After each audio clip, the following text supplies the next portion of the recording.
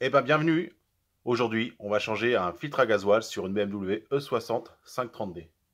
Et sur ces voitures-là, BM, ils n'ont pas fait fort. C'est vraiment bien compliqué. Je vais vous montrer ça.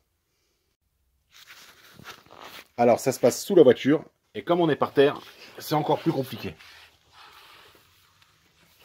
Donc, pour commencer, il faut faire pendre cette grosse plaque, celle qui se trouve au milieu de la voiture, fixée avec des boulons de 8, pour pouvoir enlever cette plaque ici, qui est fixée par des 8 et par des écrous de 10.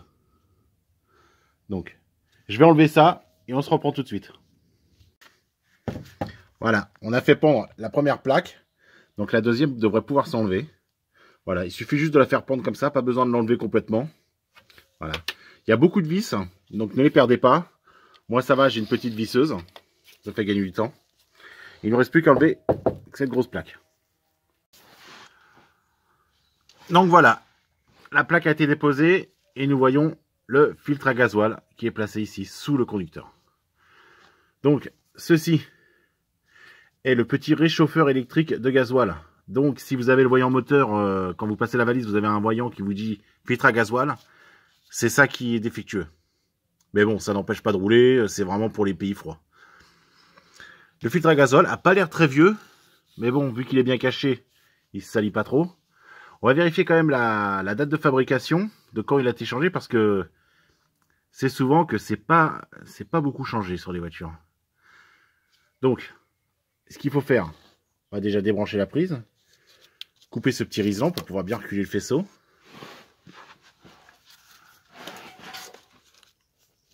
Déposer ce petit collier ici. Le même ici.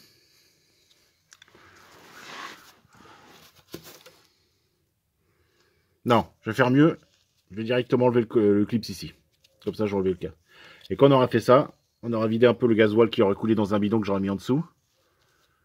J'enlèverai les deux vis ici. Et je pourrai enlever la cartouche. A tout de suite. Donc voilà, le clip a été enlevé.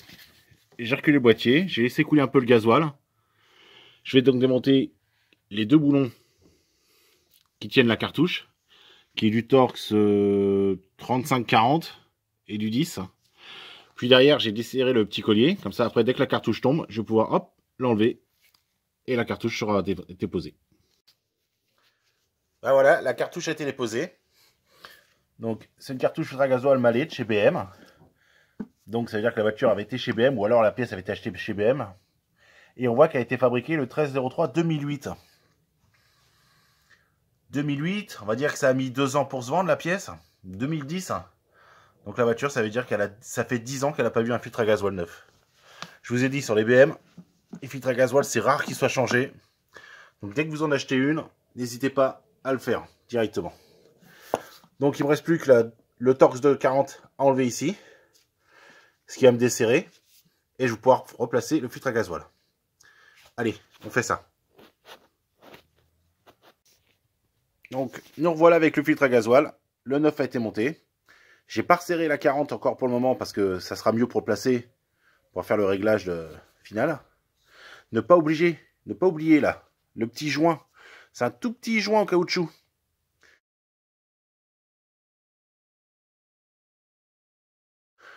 La date de fabrication du filtre à gasoil, 2019, celui-là. Il est tout neuf. Donc, on va retourner sous la voiture pour le emboîter le tuyau sur la sortie ici.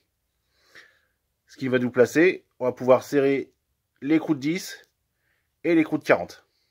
Allez, à tout de suite. Et ben voilà, donc c'est remonté. 8 serré, 40 serré. On renfonce bien ça. On remet le clips.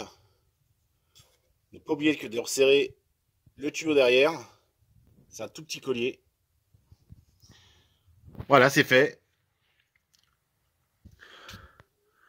Donc pour cette opération, il nous aura fallu du 8 pour les caches inférieures, du 10 pour les caches inférieures, plus la fixation du filtre à gasoil sur la voiture, une pince avec plat pour enlever le gros clips du filtre à gasoil, un tournevis plat pour les colliers du filtre à gasoil et un Torx de 40 pour la fixation autour du filtre à gasoil. Donc vraiment pas beaucoup de matériel. Sur un pont, ça se fait facilement, mais par terre, c'est assez compliqué. J'espère que ce tuto vous aura servi et vous aura plu. À bientôt!